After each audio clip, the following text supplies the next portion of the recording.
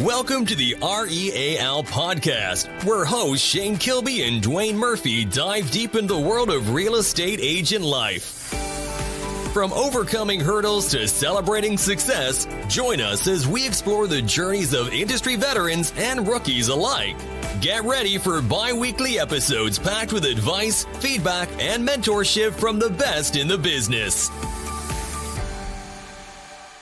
All right, good afternoon, folks. We are here to shoot an episode of Real Estate Agent Life podcast with our very special guest today, Miss Kymerlee Music. And for those of you that are looking for the lovely bald-headed guy, he's not with us today, so I'm covering both bases. So that might be a good thing, might be a bad thing, but I want to give Kymerlee a formal introduction, and we made a few tweaks and corrections here. So Kymerlee is an associate broker with MPG team of R.E.A.L broker, serving the Glenn County, Georgia, and surrounding areas. She is an exceptionally experienced real estate professional. I've heard her speak in person as a keynote, and she was phenomenal, by the way, recently at Conversion Con. She's known for her can-do attitude and her personal approach, understanding clients' needs to achieve their real estate goals. She's very community-focused. She serves as a paramedic with the Ware County EMS, providing critical care to her community. She's a dedicated mentor and coach. She is passionate about mentoring and coaching others in the real estate industry to help them succeed as she has been as successful. And she is active on her social media presence.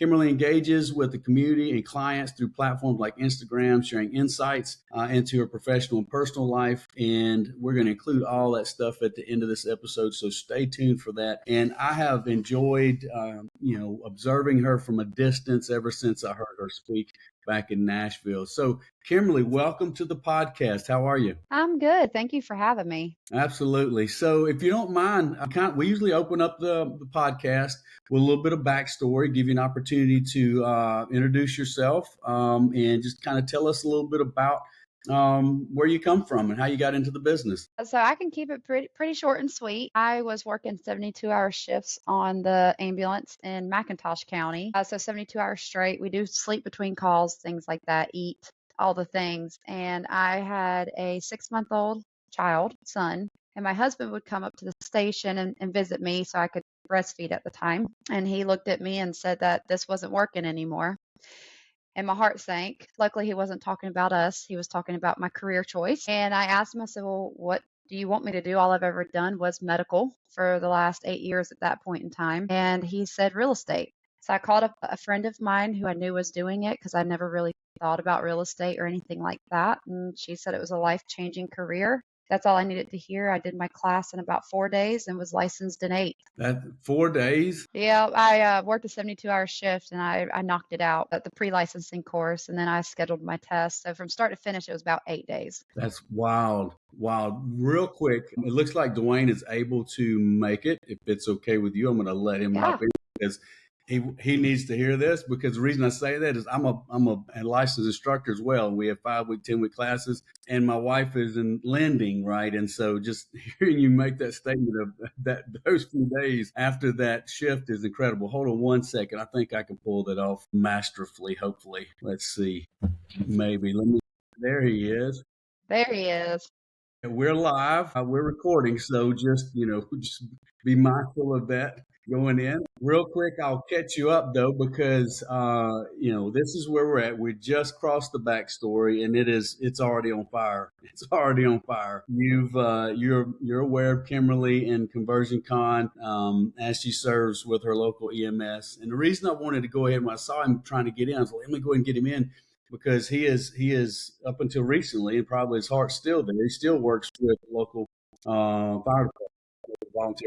Is that correct, Duane? Yeah, I just recently retired not too long ago. I put in 15 years on our local fire department. So salute your service. I only put in 2 years at the fire department as a paramedic firefighter, and I gave up the firefight and then just did paramedic. Well, kudos to that, because I was like, you want me to do what on paramedic part? Because our department just rolled it out a few months ago, or I should say a few years ago. And I'm like, nope.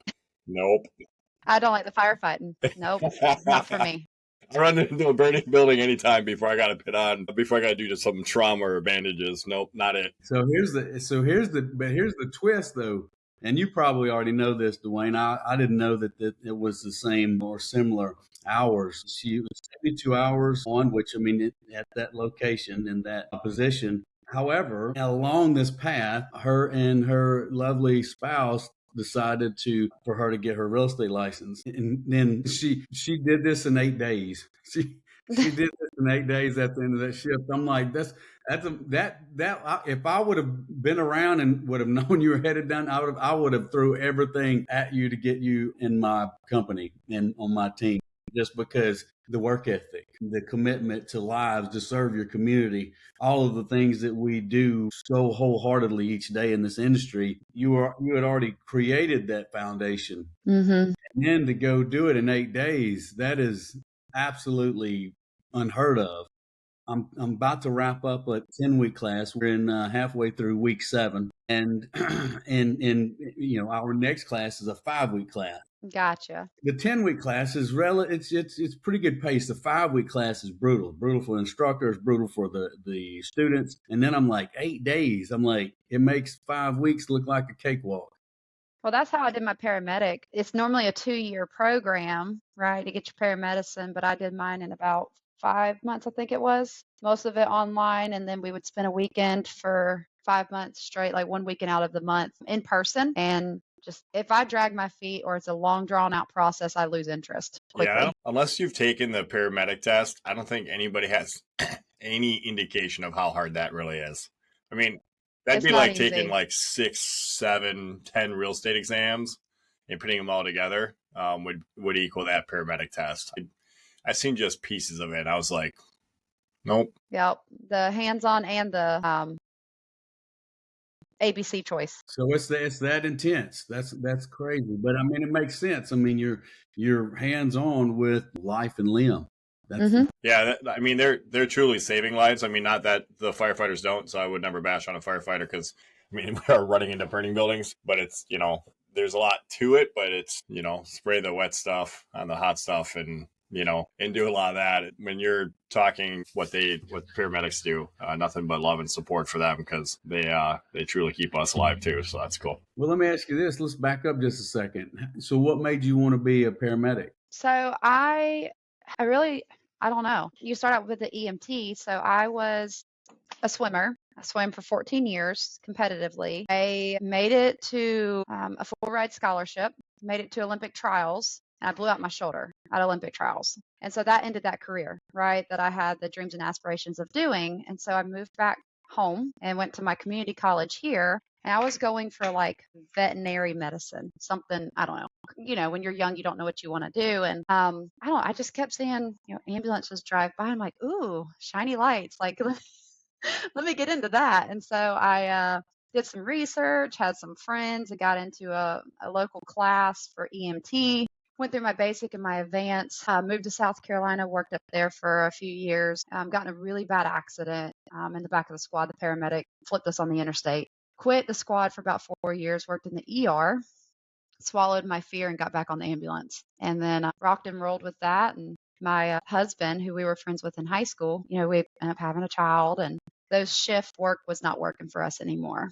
So quick summary of my journey into EMS. But very interesting. Now you have a very compelling story. So now we've gone from record-breaking time to enter the real estate path to saving lives and before that actually being a collegiate level college swimmer with visions of competing on the Olympics with Olympic tryout opportunity. That's amazing. Did you disclose this at ConversionCon? I don't. Did you mention that? I would have been in my notes. I got my AI note taker too. I was like, I didn't see that, but that's okay. So it's all coming through crystal clear now. Why you're so successful in real estate? I'm just competitive. I mean, when I blew out my shoulder, I started barrel racing horses. I mean, I just got a competitive spirit. So we definitely took a step back when we got on top of a 1,200-pound animal. The barrel race. This is amazing. And the reason I find humor in that is because I've seen that guy riding horses. It would never be around barrels. He would probably be better off to be. I'd almost rather jump on a bull than than ride a horse. Just saying. I beg to differ. I rode a bull once and I did not enjoy it. It was painful. I think from Duane's position, though, he knows his goal is to hang around for 8 seconds, and he's probably not going to do that. So he knows he's coming off anyway. So whereas the horse, he's supposed to stay on the horse, and not come off the horse. But all right, so that's very, very interesting. Now, now my wheels are turning tremendously. So I've kind of feel some setbacks in your story thus far. Mm-hmm. But through your eyes and through your story, share with us your biggest success thus far in business, because you're nowhere near being finished yet. No. So that's a good question. If you would have asked me this 8 months ago, it'd been my brokerage. I grew it from 0 to 24 in like a year and a half time. We were in the top 10 for volume and transactions. So as a new broker, as a 29, 30-year-old broker, that was awesome. People would look at me and be like, man, you are so successful. Like, how'd you do it? Whereas in reality, I was miserable and I hated it. I loved some of the agents. They were, impactful. I grew them a couple from 0 to 10 million in production in their first year. And, it was a good time, but I just didn't like to manage them. But since you're asking me that question now, I have since shut down the brokerage and went to R.E.A.L. And, probably one of my biggest and will be biggest success stories. I plan to start documenting it in full detail as we have gained a new construction development. So as a new agent, 6 years in the business, gaining 124 home development exclusively, that's a huge win for me. And it should be rolling out, vertical structure in June. So we're very close to breaking ground. And so that's a big win for me and my husband and my company. That's awesome. That's awesome. So your husband, I don't know. I don't have a lot of backstory on him. Is he work in what is he work in the team from the construction side? Yeah, he's an agent as well. He is getting his contractor's license. So the goal is to do the contracting side. He doesn't love sales as much as I do. He works really well with 1 or 2 people at a time. And that's that. He doesn't like to juggle 5, 10, 15 clients at a single given time. Really my right arm, my partner, my sanity partner, emotional support, human through all of this. They're invaluable. They're priceless. In this industry, you need that. You almost need that person that kind of gets it. And obviously he's on the front line with you, so he probably gets it better than others would. Yeah, he as long as he keeps me fed, I'm a pretty happy human. I would say that is a good way to place the other rocks in our life. When you were talking about the 8 days coming into the business, it kind of made me think of my wife's journey into the business. We had originally talked about working together in real estate, and I was like, nah, we don't want to have a bad day for one of us and the net turn the other day's bad, and so we worked a lot with platforms and lead systems and all this, that, and the other. Worked with a lot of lenders, and I would chew them up and spit them out. Love all the lenders in the world, but I'm not really compassionate to 9-to-5 lenders. I hope that doesn't offend anybody, but you know what I'm talking about. So, most of our business comes, Friday, Saturday, and Sunday after 5 weekends. It does. And we had our youngest on the way and in the works, and that's she's about to be 10 now, and so I just asked her, you're in sales, you love people, you love the challenge, you're a competitive runner. Why don't you get into the lending side of things? Why don't you get your NMLS number? Why don't you get your loan originator license? And she's like, I don't even know what that pertains to. And the salesperson to me said, that's perfect. You'll be a perfect fit. It's good. You don't know anything about it, right? I said, but let me sell you on the good things about it. You got flexible schedule, limitless income. And then when I started throwing in the opportunities for her to not miss any of the events, to make all the school parties and be able to attend everything, then it really got her wheels to turn. And fast forward now in the different scenario, she will listen to this, but she'll probably kill me, but it'll be too late. The first 2 times that she took the test, she just tanked it. She just she's tanked it. The first time I kept my mouth shut. I didn't say a word, wouldn't dare say a word. But you only get 3 opportunities to take that bad boy, and then you got to wait 6 months. So the second time she took it, a few days later, she bombed it again. Now she was close each time, but she kept missing the mark. And she's like, And this time she asked me for my opinion. I was like, this is not wise. I shouldn't give her my opinion on this. What should I tell her? And she's like, no, like, I know I'm not going to, like to hear what you have to say, but I need to hear what you said. And I'm like, all right. So here goes nothing. And I told her then, I said, you don't want it bad enough. And you would have thought that hit her out of left field, like a right cross from Mike Tyson in his prime. Although I think that she was expecting that, I think that she was really thinking that I might sugarcoat it.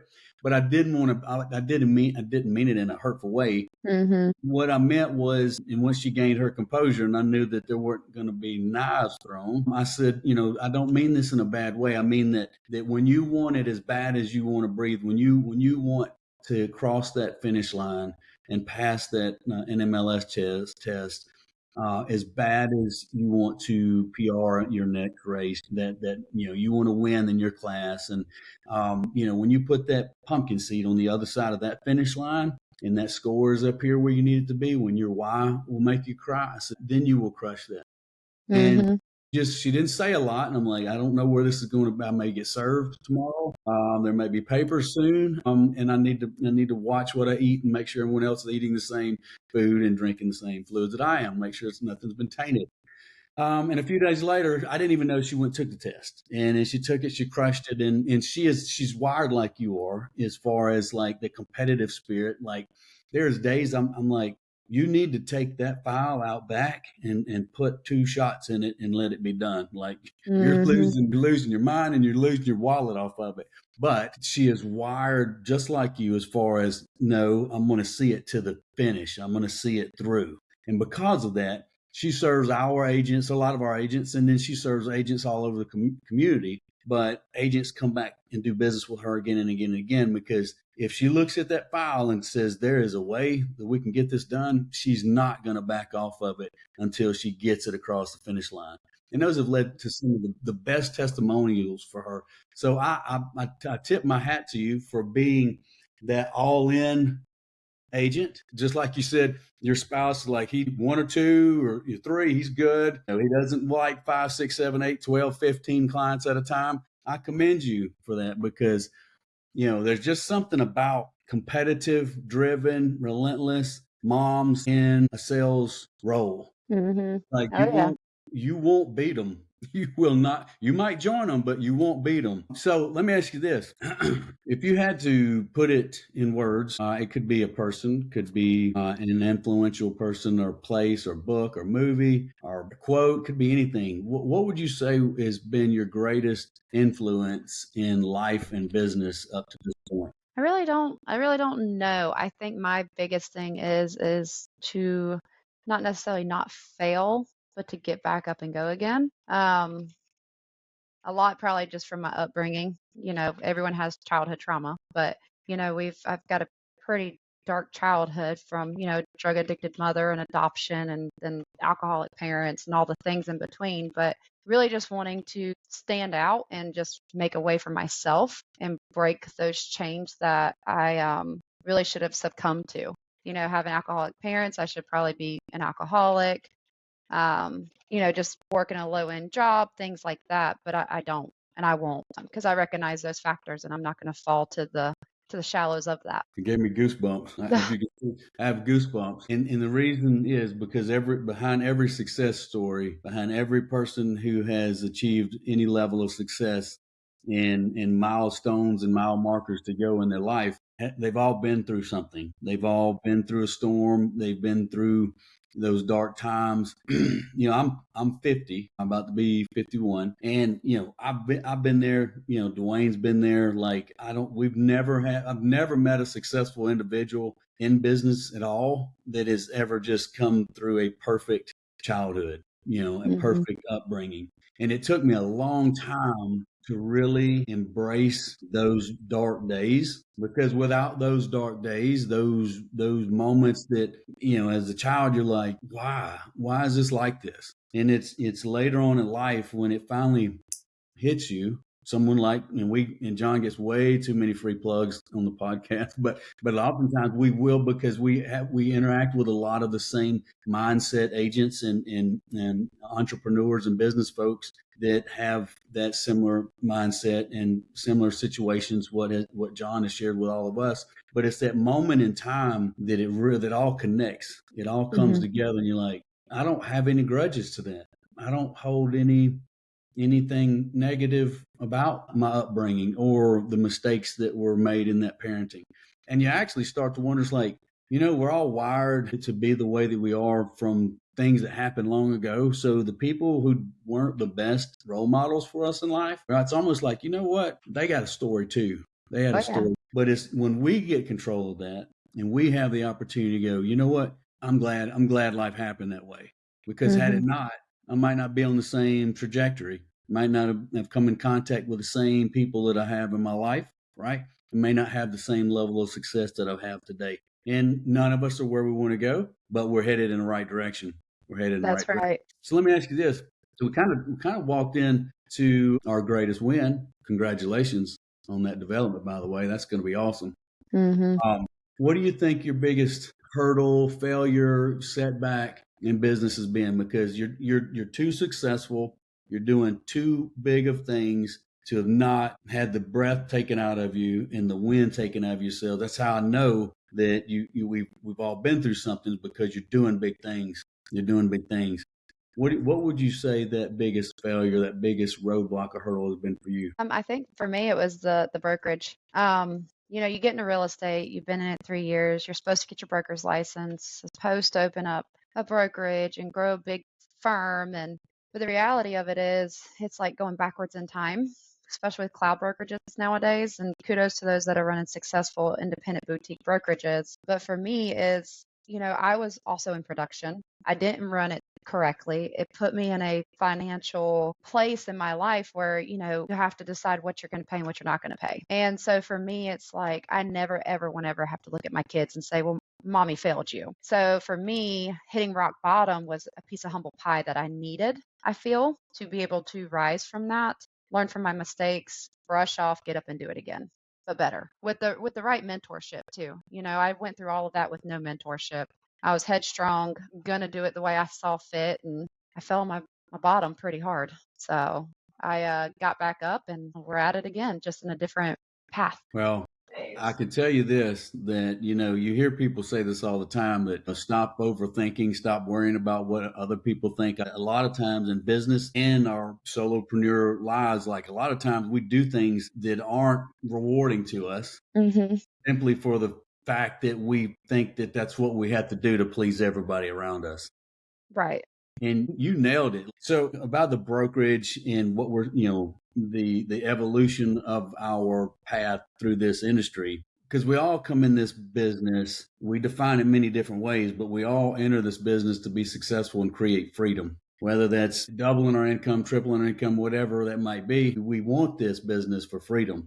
And we've established some level of freedom. And in it, we're compelled to help others do the same, because our success as a solo agent or team leader has come from helping buyers and sellers and, of course, agents. So we feel natural to climb that ladder and start making positive impacts on other agents' lives. The curveball, however, is that, or for me it was, I thought every person that got their license wanted to be successful. And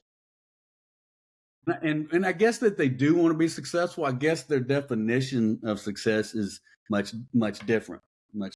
And I as well come through a challenging childhood. So for a big part of my life, I was money driven, but I wasn't really money driven. That's the only thing I could attain it to, because going through financial hardship as a child is like, one of these days I'm going to have 3 of those, 2 of those, 1 of those. I'm going to buy a lot of this for no reason, no point whatsoever, just to say I did. Right. But then you get to that point in life and you're like, those things don't really fulfill me. What fulfills me? Right. And it's helping other people succeed and win. So I say this because I want you to know from where I picked up following you, it was from Conversion Con.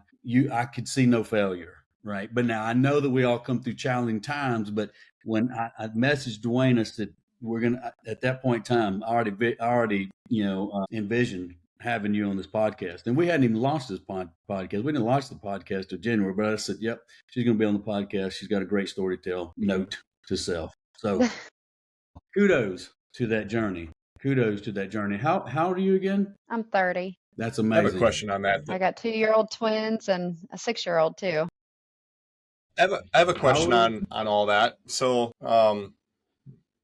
cut off Mr. Kilby. So you had a brokerage, right? So obviously a successful agent, launched a brokerage, totally get your pain there, still doing it, right?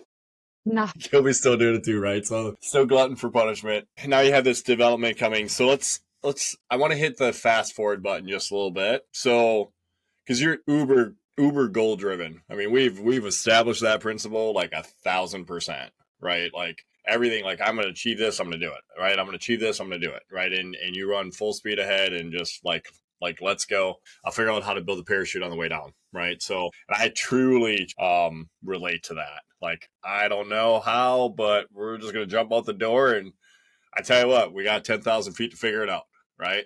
That's and right. hopefully there's a lake at the bottom just in case we don't.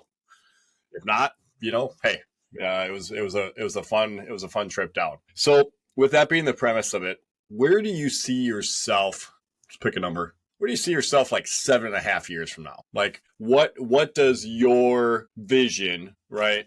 Because I know you have one. What does that look like 7.5 to 10 years from now? So personally, for me, everyone's vision's different. My kids will then be 17 and 10. Yeah, something like that. Two tens. Be a good mom. Combined, they're going to be like 20, right? So, okay. Boy, girl, twins, yes. I see myself being a good mom, right? First and foremost. And I've lost clients from being family oriented because during the brokerage period, we'll call it that chapter, I lost sight of family. I lost sight of myself. I was here till 9 o'clock at night, checking the boxes and all the things. But in 7 years from now, I've really seen a shift in my business as more or less move up buyers. So sell by and new construction.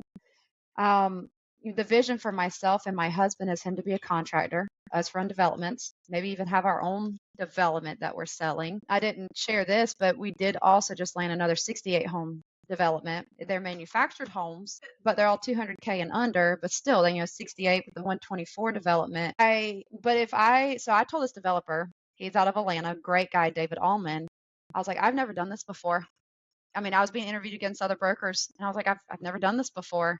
But what I do know is I'll build a system to make it copy paste repeatable for the next development. Moving forward, I said, I'm innovative. I'm the only agent doing video marketing in my area, but we'll build a system out. And I trust my marketing experience as far as doing the videos and selling a home, but also the back end. So in 7 years from now, I'd love to see us managing 4 or 5 developments exclusively as the exclusive listing agents, and my team to thrive from that and be an exclusive elite team where not just anybody gets in it. Like the brokerage, I was like, yeah, you got a license, come join my team. I'll grow you. And, that was a financial burden, bringing on non-producing agents. But in 7 years, I do see, multiple developments being that new construction go-to realtor to sell these developments and help developers get to their endpoint as well. Yeah, that lower, right, that as you had defined it as that, right, that lower price development, that one probably truly is your pure gold mine. Because I've always told my agents, they're like, oh, I wish I had $1 million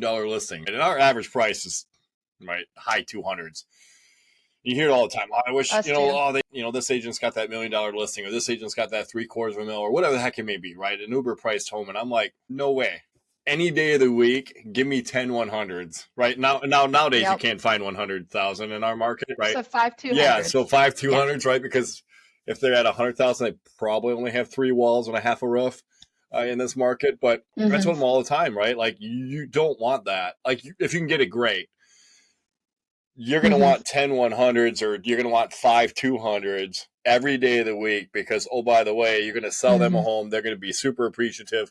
They're only going to stay in it so many years. And you're going to be selling that one and helping them buy another one. I said the exponential effect off of servicing that clientele in a lower price point, I said, is you're going to have a really hard time measuring it in 5 to 10 years if you do your business right. It's going to propel you so far forward, so much quicker than dealing in luxury listings and fighting that battle especially as potentially as a new agent that doesn't have the connections. Well, and to top that off, this 68 home development that we're getting came from my husband being a listing agent on a $60,000 mobile home. A guy walked in as a buyer. Dylan pointed out everything that was wrong with this listing, and this buyer was like, "Whoa, you're supposed to represent the seller, but thanks." He bought the mobile home. They flipped it, resold it, and then now, like 2 years later, he has come to us with a 68 home development. And same thing with my other development, the 124 home. I screwed up on amendment to address concerns. It cost me $3,000 to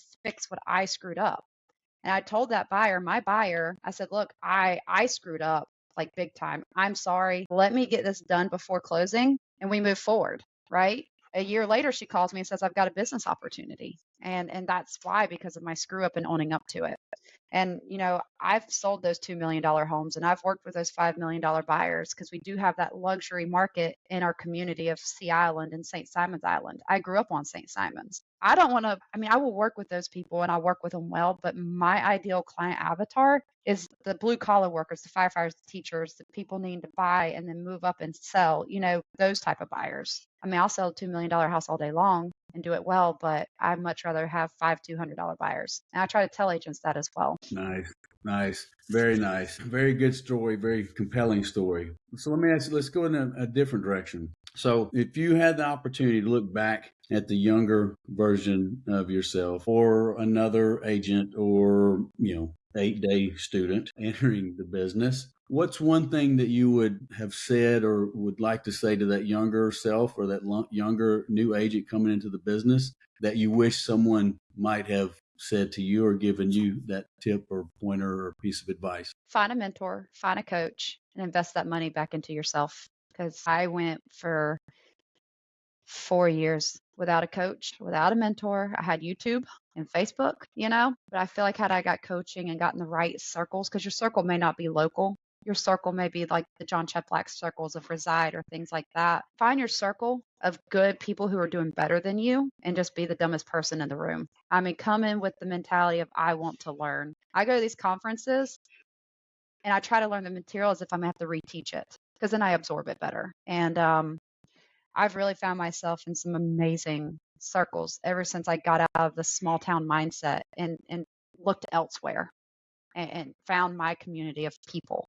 I wish I would have done that sooner. I would have gone so much further, so much quicker, and maybe not have hit rock bottom as hard as I did.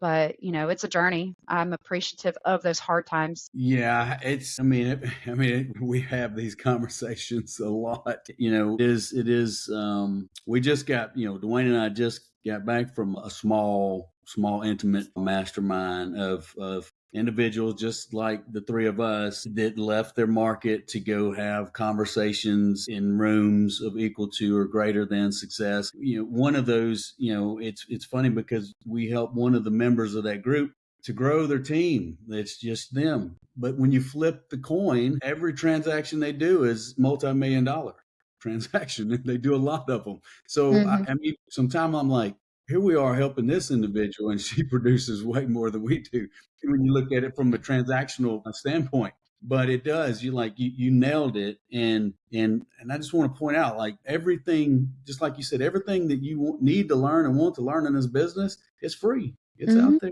everywhere. The difference maker is where's the belief, where's the conviction, where are the people that will hold you accountable to the promises that you make to yourself, right? And the accountability, and John says it best, is the highest form of love that one person can have for another, especially when they've made it known what they want to accomplish and what they want to achieve.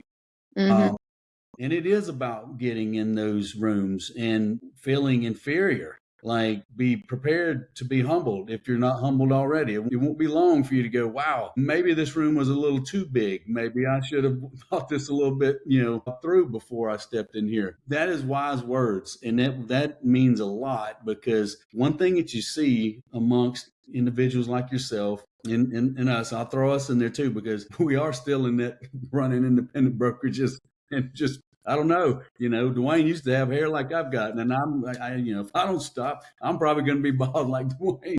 Yep. But we still glad for punishment. But I do think it's because we do care, people in our organizations, and we do care about like you said, helping those agents achieve those greater levels of success. Thanks for sharing. That's, we both drive that point home in our own operations, and sometimes it's like talking to deer in the headlights. It's like I'm not paying someone to tell me what to do. I'm like, well, Tiger Woods does, Conor McGregor does. What athlete or professional in any career path doesn't, right? Right. My swim coach was my best accountability. I hated his guts, but he pushed me so far. And it's like, that's why I resonate with John Cheplack, because one, he has no hair like my swim coach. And two, he's just as aggressive. I would agree 1,000% with what both of you said as well. I know in my trajectory when I was a solo agent, just looking to start building a team, it was when I got outside of my local area, started traveling to some different events. Back then it was NAEA, National Association of Expert Advisors. My business just exponentially. The first year that I started going to other events and then started receiving coaching and started paying for coaching, my business doubled in the very first year. I mean, so, and then it doubled again. Right. And it just took off, and it was the accountability, I think, first and foremost, right? Because so many of us, especially if you're a real estate agent, realtor, even if you're a broker, right? It's like, who truly is holding you accountable, right? It's the mirror. And that's sometimes powerful enough for some, but not for most. And, and it's that other person that can truly hold you to the next level and take you from your 70% and squeeze out that 80, 90, right? I don't think anyone ever probably squeezes out a full 100%. But, can they take your 60 and make it a 70, or 70 and make it 80, right? Or your 70 and make it into a 90. And that truly is the difference. So that's that advice that you gave to somebody on the up, somebody looking to get into the business, someone that's in the business is it's 1,000% spot on. Like, go outside your comfort area. I was always shocked, and I still am yet today. Well, I have a shorter story than one of Kilby's, but I am still shocked yet today. I'm going to these events, and Shane and I travel not quite as much the last year or so as what we did. But I mean, there for a while, my gosh, I mean, it was like we were traveling somewhere to another event. It seemed like every 3 weeks. I mean, it was just a flurry of different events, different brands, different companies, tech companies, real estate, you name it. And we're going to all these events. Throughout that entire time, I almost saw no one from our market. And we have a sizable market. And that shocked me even way back in the, date myself now, right? But back in 2010, right, when I'm starting to go to all these events, and I'm like, wow, I don't see anybody. Like, I don't see the big producers. I don't see anybody from my market. Like, how am I supposed to be here? Like, why don't I see anyone else? And it was like that. It's been like that for 20 years. I still, very seldom, there's a couple in my market, kudos to them, that do travel and get outside the Happy Valley and outside the comfort level. Very, very seldom do I run into, other brokers, business leaders, mega agents, team leaders at these other events. And there's, I think when you think you know everything, right, is probably when you know the least. That's right. That's when you better get in one of those rooms. You feel really uncomfortable and really There's vulnerable. been a few of those rooms I was in last year. I'm looking around going, whoa. I mean, as far as like speaking at Conversion Con, like as a keynote speaker, I feel like I didn't belong, like with the Johns and the Prestons and stuff like that. But at the same time, when I read the room and saw a lot of solo agents there that team leaders had sent, I was like, okay, I can speak to them. You didn't make it to that stage by accident. You were there for a reason, and they had chosen you for a reason. Nobody gets on a stage like that in front of that type of audience by chance. With John in his report card over there on the side in the dark watching. I know. I was like, and then, not to mention my first time, I clicked through all my notes because I thought I was clicking the slides, but my clicker for the slides wasn't working. So I had no notes to go off of the whole presentation. So what I did was literally from my head and my heart. Like, I had no notes to look at, none. Nothing. Wow. Oh, wow. what you got was the real raw version of me. And I was just like, well, here we go. This is fun. Yep.